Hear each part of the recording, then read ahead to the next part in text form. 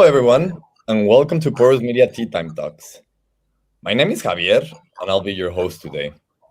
Also, accompanying me, we have Marcel and Mohammed from the University of Oslo, and Nara from the University Federal de Uberlândia in Brazil. For the one joining us for the first time, Porous Media Tea Time Talks is a forum that we have been using for these past months to give young Porous Media researchers the opportunity to present their work to the broad community worldwide. Today, we have two great talks lined up. Our first speaker is Lucas Mejia. Similar to myself, Lucas is also a PhD student doing porous media research in the Department of Petroleum Engineering at UT Austin. However, his approach is more experimental. Despite his young age, Lucas has become a renowned expert in the field of subsurface flow modeling with microfluidics. He's especially interested in modeling EOR processes and CO2 flow for sequestration applications. Lucas also produces enlightening visuals to understand better what happens in reservoirs. Therefore, I recommend staying tuned for his presentation.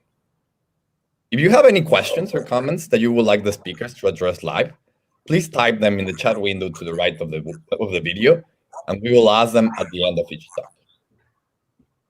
Lucas, without further ado, the floor is yours.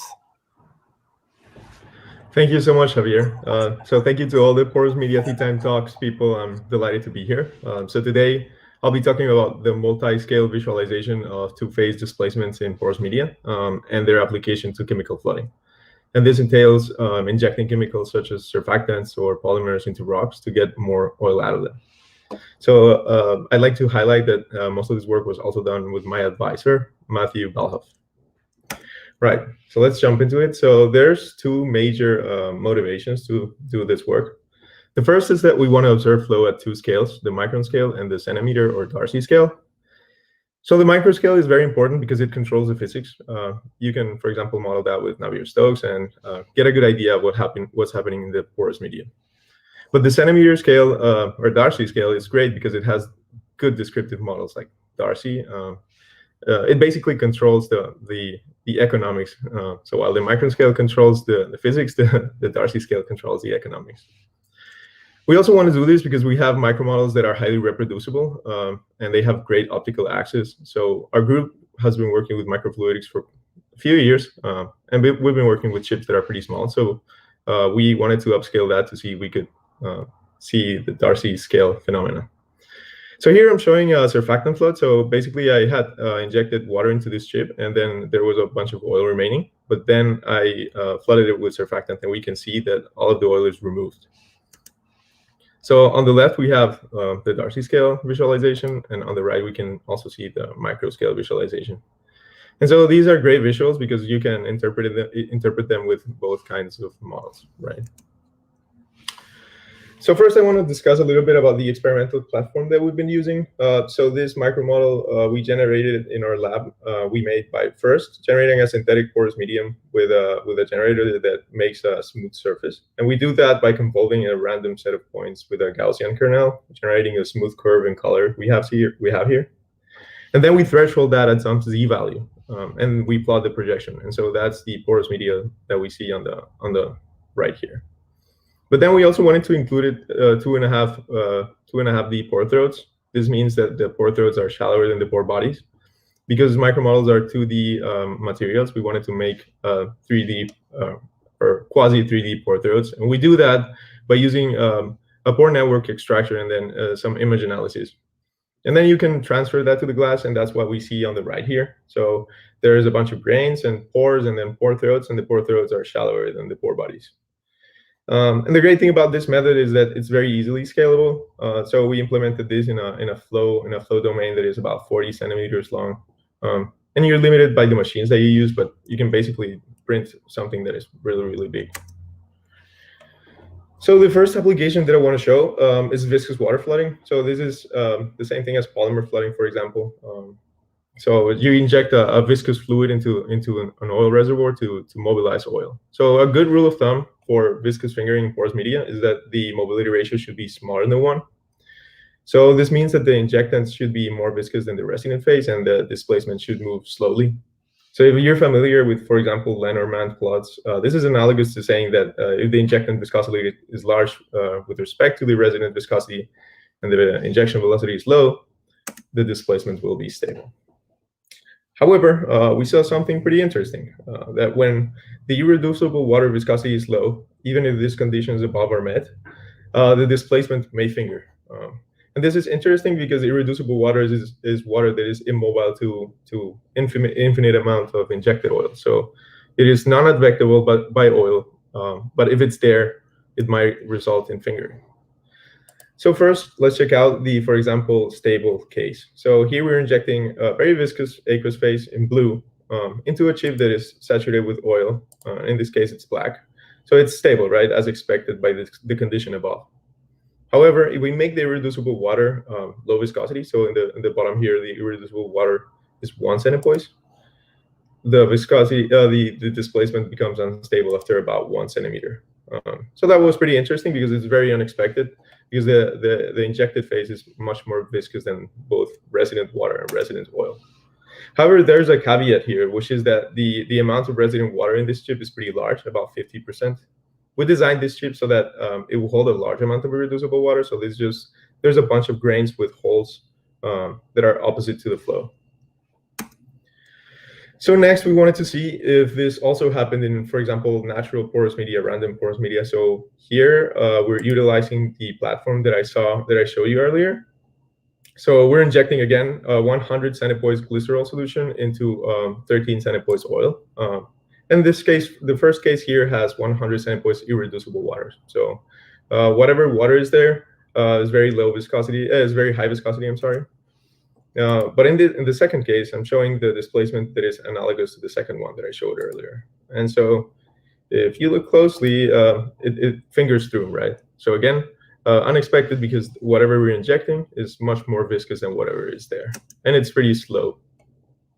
Here I have the snapshots at breakthrough of the second displacement. So we can see that the second displacement broke through much earlier than the first displacement at the same non-dimensional time.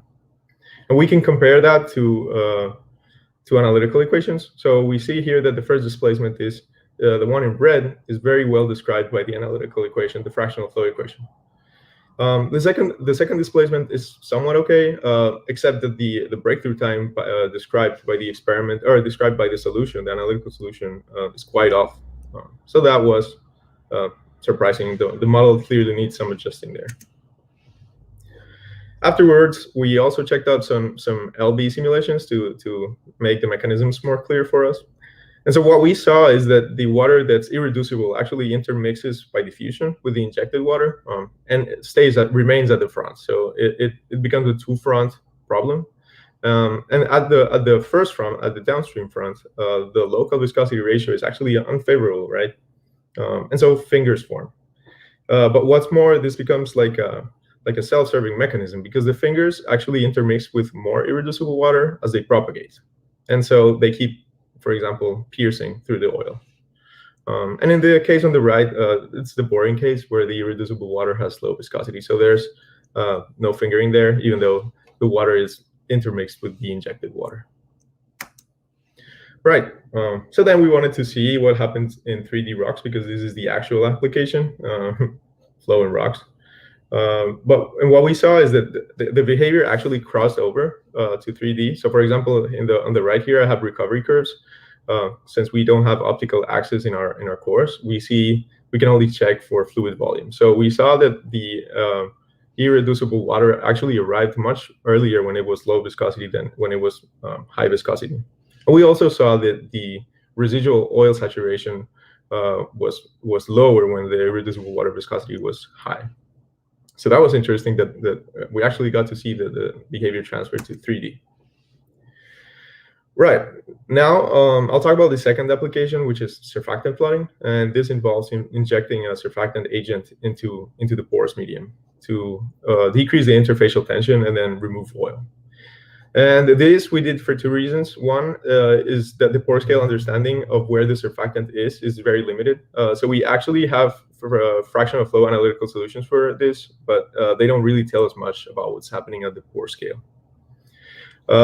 But then the other motivation is that our experimental platform that we developed seems to be great for this type of application.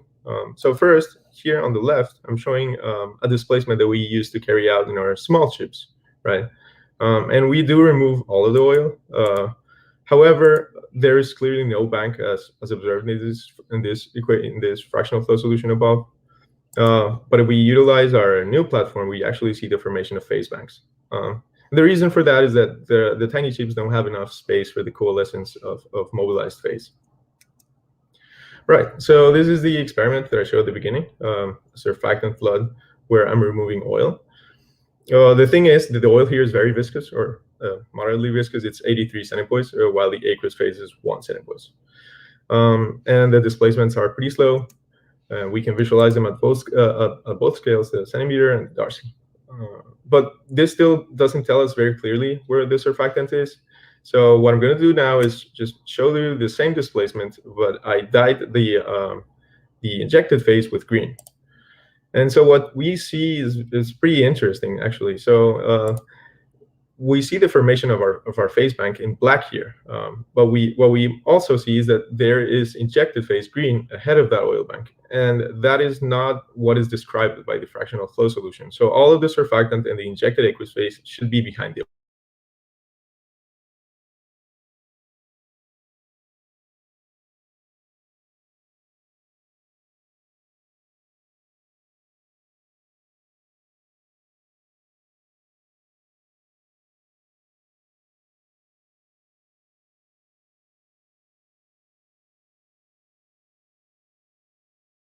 oil bank.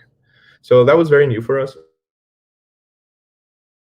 Then again, we can take a bunch of the microscopic images and then stitch them together, and that's what I'm showing here. So this is the image at breakthrough, where we see the injected green phase actually coming out of the chip. And the oil bank is pretty clear here, and we have a long finger of microemulsion behind it. And it's pretty evident from this picture that there is green ahead of the oil bank. And that is what we want to model now, right?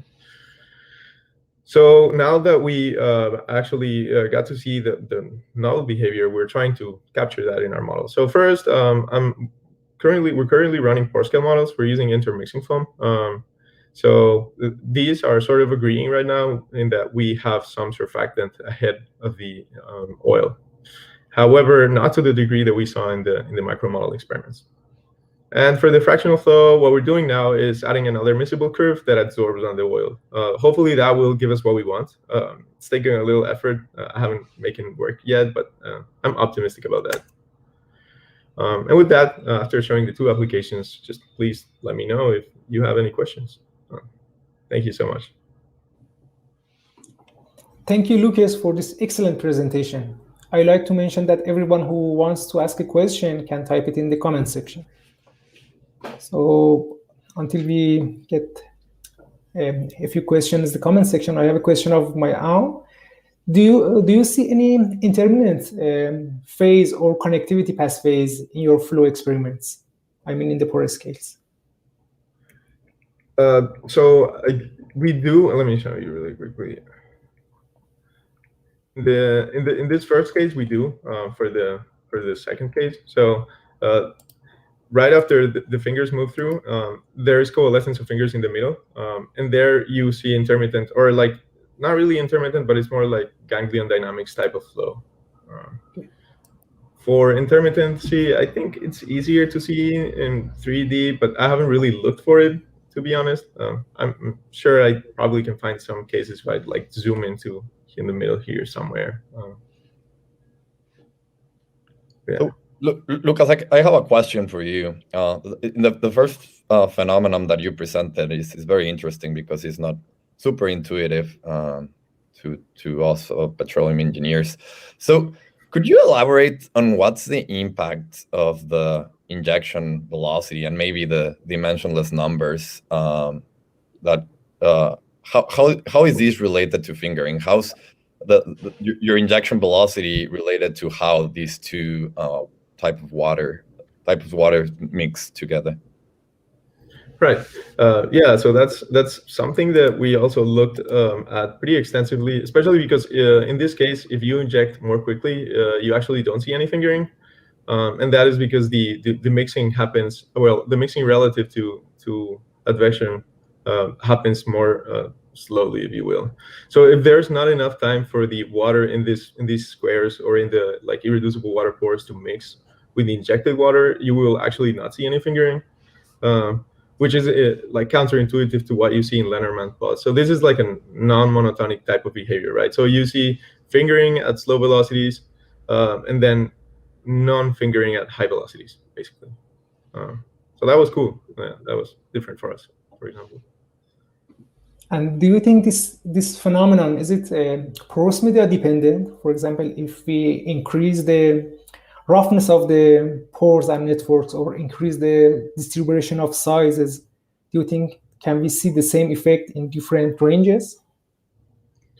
I think you can, but within a certain window of homogeneity, if you will. So if you, for example, I increase the roughness, and that actually helps you to visualize the like the fingering more easily, because you actually hold more irreducible water in those tiny crevices of roughness.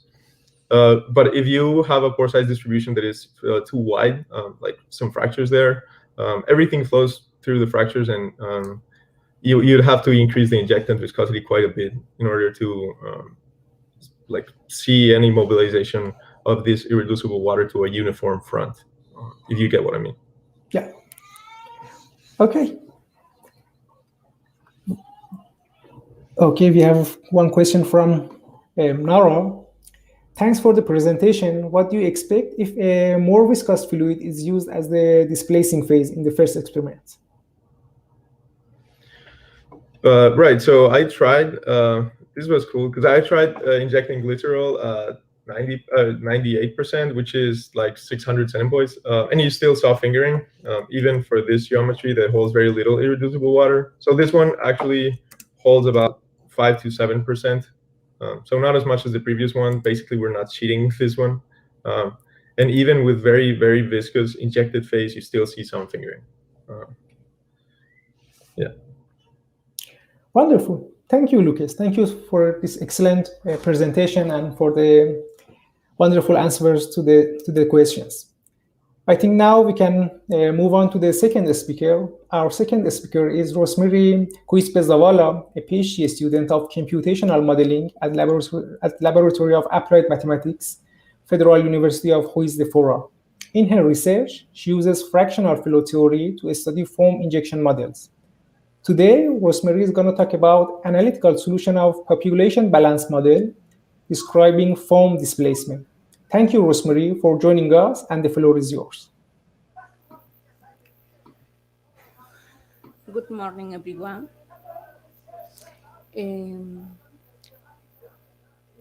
Thanks for the opportunity to present our work. Today, I will show the results of our paper, which was published less than 15 days ago, actually on April 7th.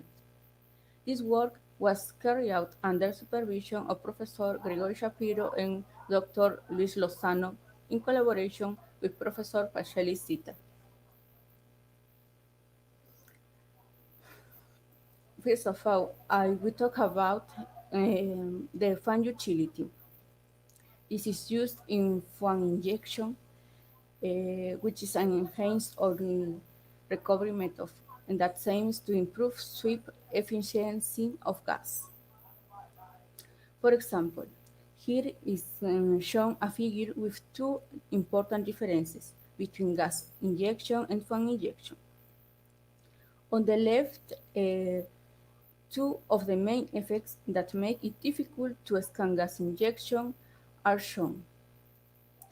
These are viscous fingering, it is preferred paths, and existence of highly permeable channels that carry CO2 to the top of the reservoir via gravitational segregation.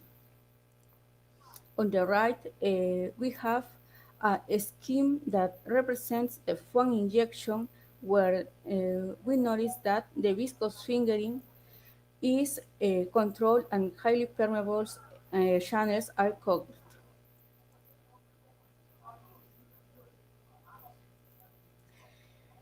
Uh, Also, the FUAN is used in contaminated soils to remove hydrophobic organic compounds and heavy metals. In this figure, I will speak broadly since it is not my area. The surfactant FUAN is flushed through the contaminated zone, where it essentially washes and sweeps the soils, thereby significantly expediting contaminant extraction, bringing them to the surface for the further treatment.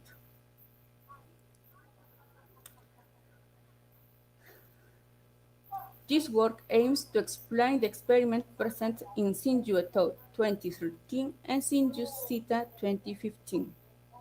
The experiment used surfactant alpha-olefin sulfonate, gas nitrogen, and a sample of Bentheimer sandstone. The water saturation was determined using an X-ray computer tomography. For the development of this work, we used the parameters values of Sinju Sita 2015. Also, the experiment presented in Sinju Sita 2015 was compared with numerical results of stochastic bubble population model, obtaining a good agreement. This is two-phase model that describes the displacement of the form. The experiment exhibits a traveling wave profile, so we are interested in traveling wave solution of a foam injection model. Then the definition of a solution in traveling wave form is present. Thus, a partial differential equation uh, mm, has a solution in the traveling wave form by making a change of variables from x and t to the traveling variable c. From a PDE system, if you obtain an ODE system whose solution approaches constant values, denoted by W plus and W minus when C goes to plus infinity or minus infinity. Now, the solution of a simplification of the called zeta stochastic bubble population balance model will be shown. Uh,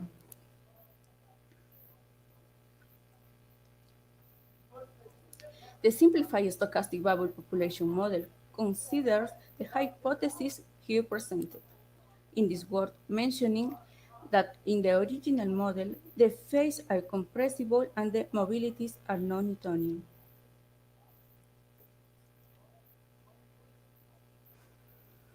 Here we presented the model to be studied. This model is described by a system of two partial differential equations. One equation is called the Rapoport-List equation for water saturation, and the other is a population balance equation of fan texture. If we change the source term, this is the expression in purple. This system can represent another foam injection model. To solve this system, we use the initial condition given for where the foam texture in local equilibrium is constant. We consider the state plus fixed and the state minus variable throughout the physical domain. Finding a solution in the traveling wave form of the PDE simplified system presented in the previous slide is equivalent to finding a solution in this ODE system that links the minus and plus equilibrium. So we have a more accessible system to solve from a mathematical point of view. An important result of the change in variables is that we can have an analytical expression for the velocity of foam front. In order to study the existence of the ODE system solution, we use the phase portrait analysis. For this, it's necessary to find the equilibrium points of the ODE system shown in 5. An equilibrium is a stationary solution for the system 5. Hence, in each balance, we evaluate the Jacobian matrix of 5 and find its eigenvalues. Thus, we obtain the different equilibrium when we vary SW minus and Kc. These are source, sink, saddle, and source or sink spiral. From this study, solutions are obtained and classified according to the type of equilibrium. Also, the analytical study results are validated with the results numerically obtained by means of the reaction convection diffusion simulator.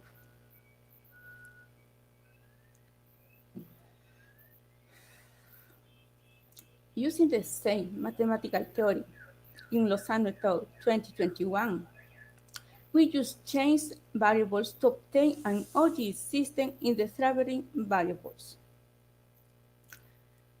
Therefore,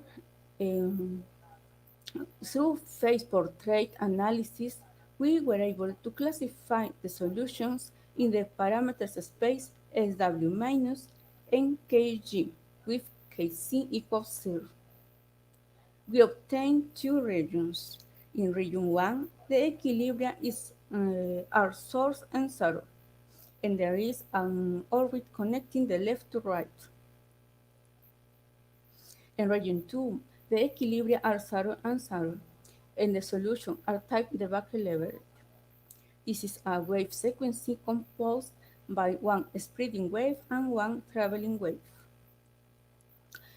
In order to validate this simplified model solution, we compare our analytical results with numerical simulation of a more general system. In points B, C, and D. We also compare the analytical solution with experimental data and point A and E. Note that all numerical and laboratory experiments obtained up to now correspond to injection conditions in region 1. Here, a comparison with numerical simulation for 3 times is present at point B. Note that in the solution of most general model, there is a great fall in the profile.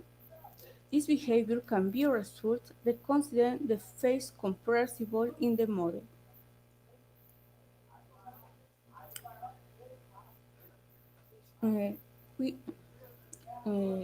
Here we have a comparison with experimental data in point A, which is presented for different times. In this figure, the green lines represent the experimental data and the blue lines correspond to the analytical result. The analytical solution and experiment need some time to present an stable profile. Thus, theoretical and experimental data are expected to reach an agreement after some transient stage. As conclusions, we obtain a model that successfully describes the experiment, allowing us to obtain analytical solutions. Also, its solution is in good agreement with solution of the complete model.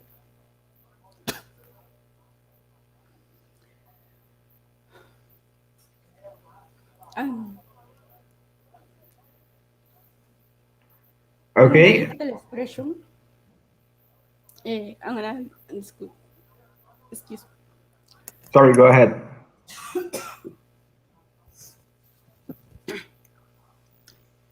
An analytical expression for the velocity of foam front was found. There are two types solutions. In region 1, the solutions have a traveling profile. In region 2, the solutions are type back-levered. The analytical solutions for injection condition in region 1 match numerical solutions of complete model and experimental data. In region 2, the behavior of solutions was not described early. Sense. Thank you very much, Rosemary. So if we have any questions, please type in the comments. As I had agreed before the talk, I will try to translate the questions also to Portuguese to make it a bit more understandable for everyone. So I will start with one question myself, and I will do it first in English and then in Portuguese. And then Rosemary, you can feel free to answer it however you like. The transient part of the solution, so that happens in the experiments and I suppose also in the numerics. Do you think it's also possible to catch that on the analytical model?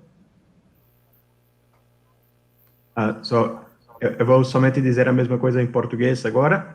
A parte transiente das soluções, ela aparece nos experimentos e também nas simulações. Você acha que seria possível incluir isso também no modelo analítico?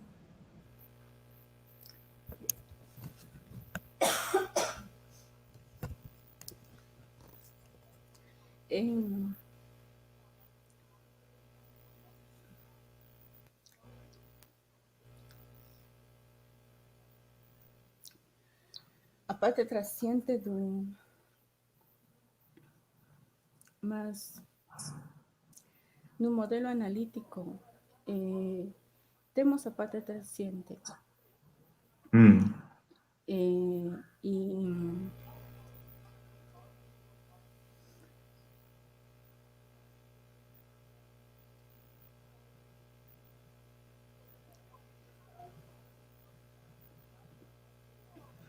Mas nós estamos interessados en modelos con un perfil viajante, ya que ese perfil se puede observar en los experimentos y mismo en las simulaciones numéricas. Entonces,